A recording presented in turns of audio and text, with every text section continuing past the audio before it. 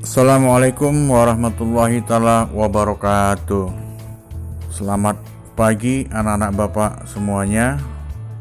Selamat pagi menjelang siang. Tentu pada pertemuan kali ini Bapak masih mengharapkan kita semua dalam keadaan sehat walafiat tanpa satu apapun. Walaupun kita belajarnya masih dalam proses jarak jauh, tapi tidak mengurangi rasa semangat kalian dan semangat Bapak untuk belajar, memberikan suatu pengetahuan dan belajar untuk memahami tentang situasi dan keadaan pada saat ini. Bapak mengharapkan kepada anak-anak Bapak semua, walaupun belajar kita jarak jauh, tapi itu tidak mengurangi rasa semangat kita untuk mencari ilmu dan pengalaman. Baiklah anak-anak Bapak semuanya, pada pelajaran minggu yang lalu tentu anak-anak Bapak sudah mengetahui bahwa Indonesia merupakan satu negara yang kaya.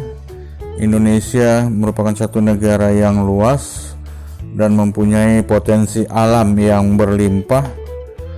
Tergantung kita nanti untuk mengelolanya, tergantung kita nanti untuk memanfaatkannya. Tentu kalian pada pelajaran yang minggu yang lalu sudah memahami dan mengetahui bahwa Indonesia itu adalah salah satu negara yang letaknya sangat strategis, di mana Indonesia terletak di antara dua samudra dan dua benua. Nah, pada pelajaran ini kita sama-sama membahas dan Bapak memberikan materi tentang sumber daya alam atau potensi sumber daya alam dan kemaritiman Indonesia, di mana tujuan dari pembelajaran ini kiranya anak-anak Bapak nantinya akan memahami bagaimana sumber daya alam berupa hutan di Indonesia, bagaimana potensi sumber daya alam berupa sumber daya tambang, bagaimana potensi sumber daya perikanan laut Indonesia, bagaimana sumber daya hutan mangrove di Indonesia, dan anak-anak harus memahami sumber daya alam terumbu karang di Indonesia. Nah, Bapak sekalian, bahwa sumber daya alam atau biasa disebut dengan singkatan SDA adalah segala sesuatu yang muncul secara alami yang dapat digunakan untuk memenuhi kebutuhan manusia pada umumnya, yang di dalamnya tidak hanya terdapat komponen biotik seperti tumbuhan dan hewan, melainkan terdapat komponen abiotik seperti air, logam, dan tanah. Tentu sumber daya alam itu mempunyai potensi. Ada potensi sumber daya hutan, di mana yang dimaksud dengan sumber daya hutan itu adalah ekosistem daratan yang menyediakan oksigen, kayu, dan tempat tinggal bagi beragam flora dan fauna.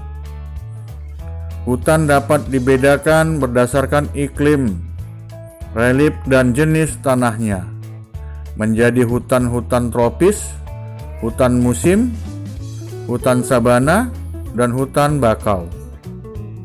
Tentu anak-anak Bapak semua akan mengetahui dan mungkin juga sudah mengetahui apa saja manfaat hutan itu. di mana manfaat hutan itu adalah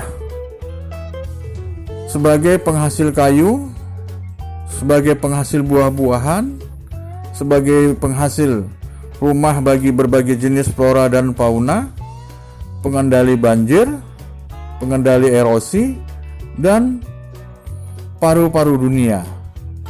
Di mana supaya anak-anak mengetahui ada dua komponen sumber daya alam. Komponen yang pertama adalah sumber daya alam biotik yang terdiri dari makhluk hidup seperti hewan, tumbuhan, dan manusia. Komponen kedua, sumber daya alam abiotik, terdiri dari benda yang mati, tanah, angin, air, dan barang tambang. Di mana tanah merupakan media yang menjadi tempat tumbuhnya bagi tumbuh-tumbuhan serta menjadi pondasi bagi segala kehidupan yang ada di daratan. Sedangkan air, hampir 71% permukaan ditutupi oleh air. Selain itu, air juga merupakan sumber daya alam yang sangat penting dan istimewa bagi kehidupan yang ada di atas bumi ini. Kenapa? Karena air juga merupakan salah satu sumber kekuatan dan energi yang ada di bumi. Nah, berdasarkan sumbernya, air itu dapat dibedakan menjadi 3 jenis. Yang pertama, air hujan, sungai, danau. Di mana air hujan adalah sebuah presipitasi berwujud cairan. Banyaknya air hujan yang turun di setiap wilayah pada jangka waktu tertentu disebut dengan curah hujan. Sedangkan sungai merupakan tempat mengalirnya air di daratan menuju ke laut. Sungai berasal dari wilayah yang tinggi atau yang disebut dengan hulu hingga ke wilayah rendah atau hilir. Sedangkan danau adalah sebuah cekungan yang dipenuhi air, baik secara alami maupun buatan. Air danau dapat berasal dari mata air,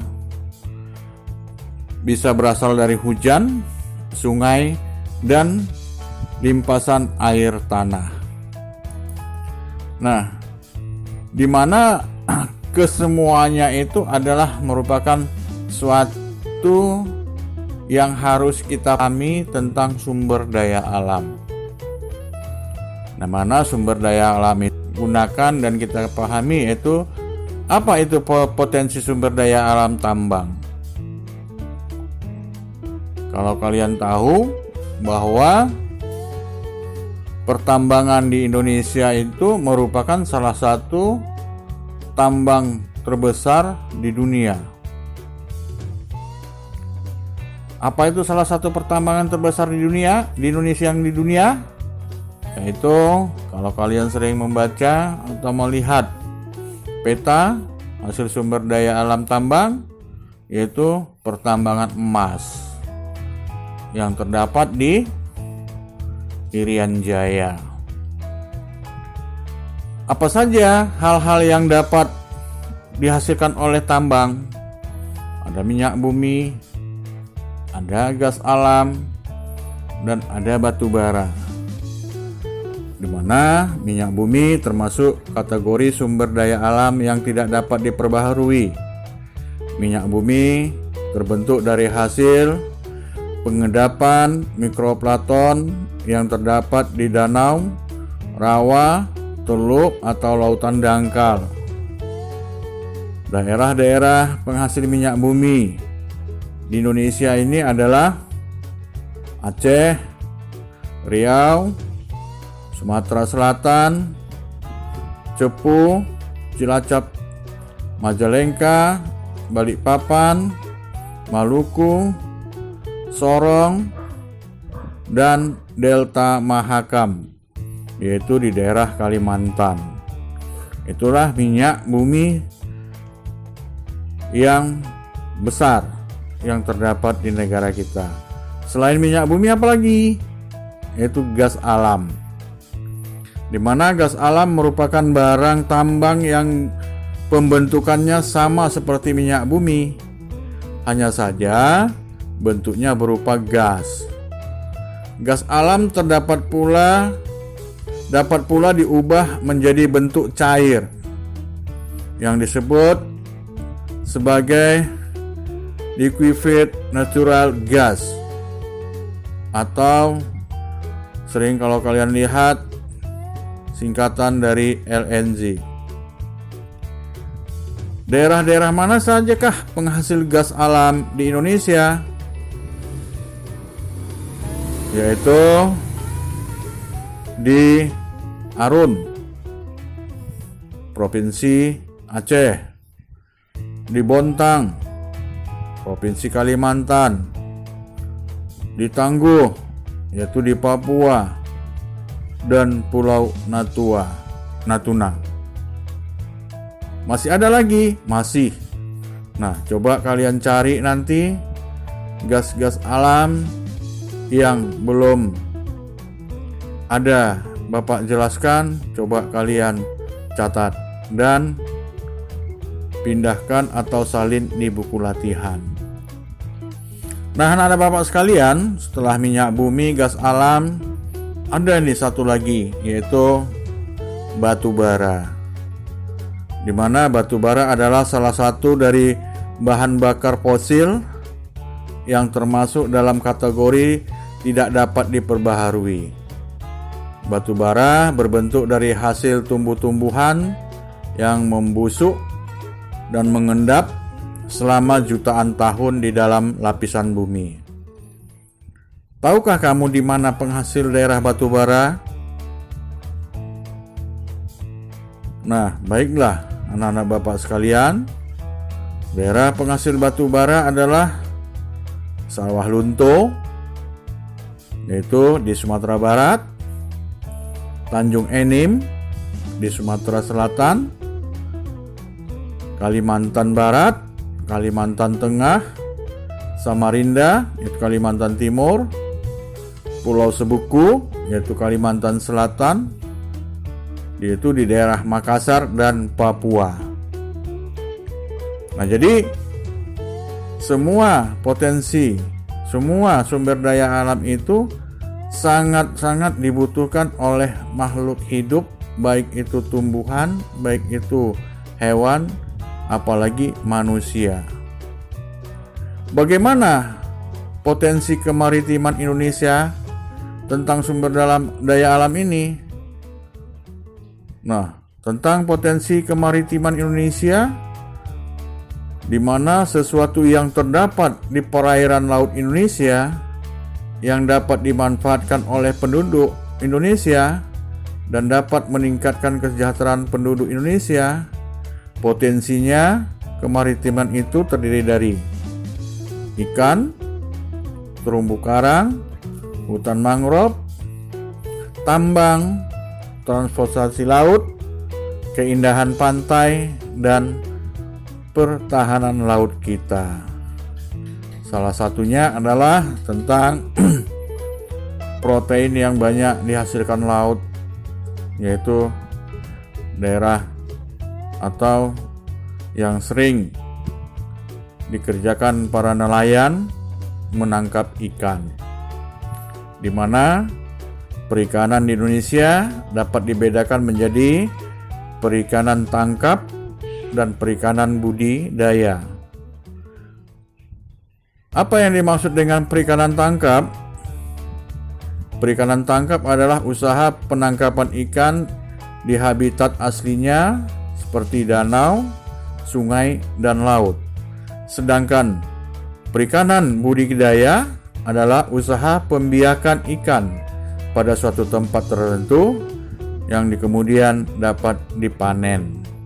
Ada tambak yang biasa digunakan orang adalah tambak. Nah, anak-anak Bapak semua dan anak-anak Bapak yang Bapak sayangi,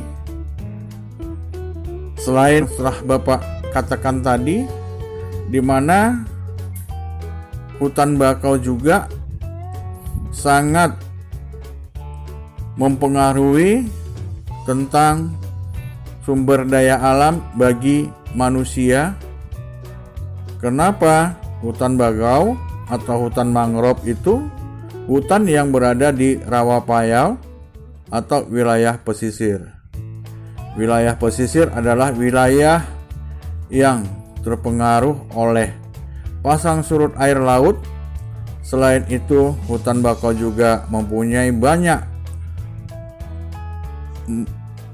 seperti mencegah abrasi, tempat perlindungan hewan dan ikan, tempat pariwisata, dan penghasil kayu.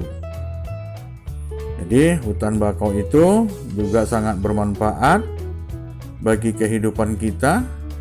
Dan di samping hutan bakau adalah tentang terumbu karang, di mana terumbu karang adalah kumpulan karang-karang yang menjadi tempat tinggal bagi banyak biota laut berukuran kecil.